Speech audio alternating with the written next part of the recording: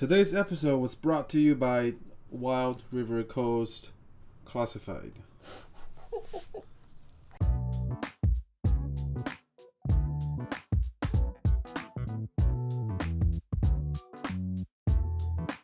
Okay, what we're really doing today? We're doing installations for the wall. Whoa. Can't really talk in this.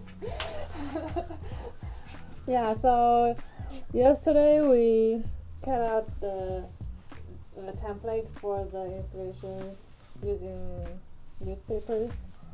And yeah, actually an easier way is to take the newspapers together first and then stick them, a large piece of combined newspapers, stick them onto the window and then take them and use the razor blade to cut out the exact shape. So today we're going to use this template to trim and cut our installation board.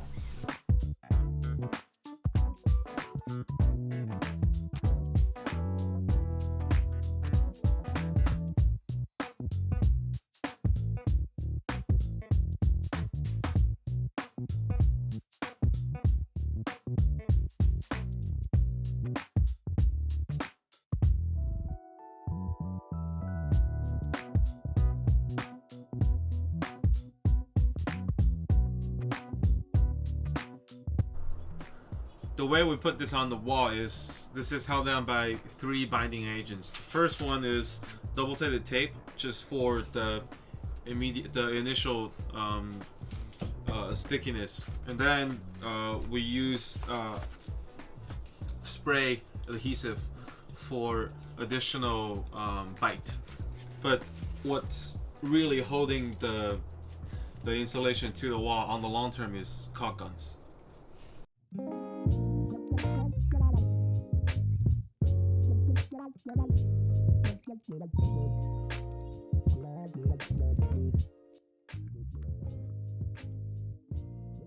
So this is how we mount the beams onto our van, and since we don't want to open lots of additional holes on the walls of the van, we make use of the pre-drilled holes. So on Sprinter there are a lot of different holes of different sizes that are pre-drilled. Everything is metric, so I just decided to use metric nuts and screws for everything. These are the holes that we're planning for installing the beam, the horizontal beam that runs through the van. These are just smaller than the M6 rivet nuts. The top ones just fit the M3 rivet nuts. So what are the rivet nuts? So the rivet nuts are things that look like this. Once you put them into one of the holes, you can use the rivet nut tools to expand the belly of the rivet nut. It will expand and be tight. Yeah, so basically this becomes your thread into the wall. Yeah, and you don't need additional nuts to hold them in, since you don't need to use wrenches on this side. It's ideal for our use. Oh, perfect. It's perfect. So you first just screw in the top thread. Once you put it in and clamp this guy, it will push the bottom of the nut forward so that it will squeeze the nut and it will become fatter. It will expand. I think I need to stand up. It can be pretty tight at the beginning, but later on it will become easier. So now it's super tight. And you need to unscrew it from the bottom for the thread to come out. Now you have a nice hole with thread on the van without drilling any additional holes.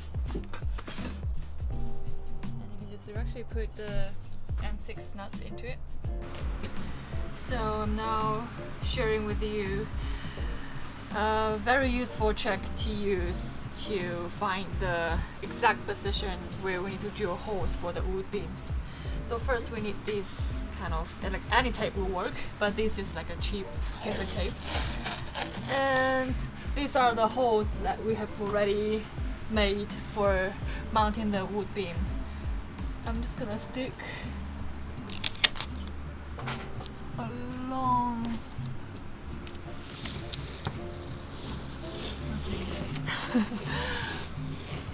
Like all the way to the end. So this is long.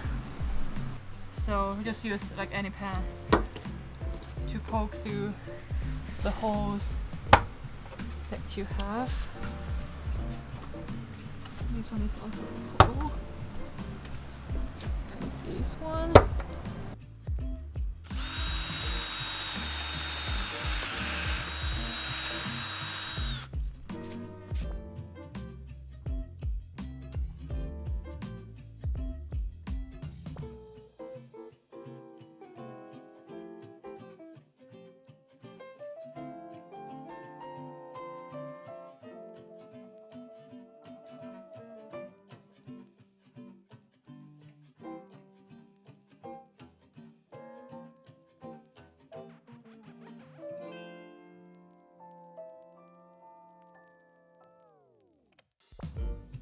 So we are almost finished with all of our installations On the walls. on the walls.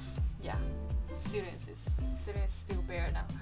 So from outside to inside, we have the metal frame of the van, and we stick the polyiso 2-inch polyiso installation pad onto larger area of the metal, and then we fill the gaps with some leftover materials from the floor, the EXPS foam, and then we fill the remaining small gaps with expansion foam. Then after all these, we seal the wood beam and the gaps with the duct insulation. So this is self-adhesive foam with aluminum layers on the surface. It will be completely vapor resistant, and it also has a R value of 3. Just to be safe, we also seal the edges of everything with aluminum tape so that we can form a very nice vapor barrier for everything.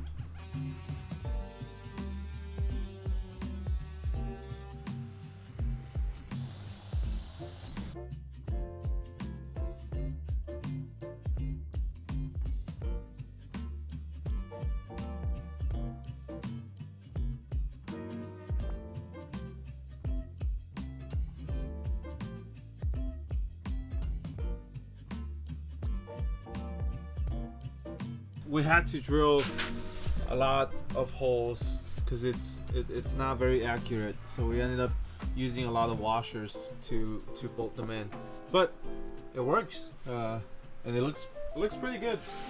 It holds the insulation within, so we don't have to worry about being cold through the door.